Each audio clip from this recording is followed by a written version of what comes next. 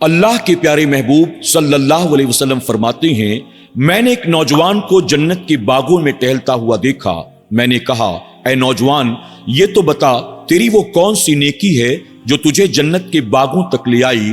نوجوان کہنے لگا، میں جس راستے سے آیا جایا کرتا تھا اس راستے میں ایک کانٹے دار جھاڑی تھی۔ اس کے کانٹے اکثر آنے جانے والوں کے ہاتھ پاؤں میں چبھ جاتے، کبھی کپڑے الجھ جاتے۔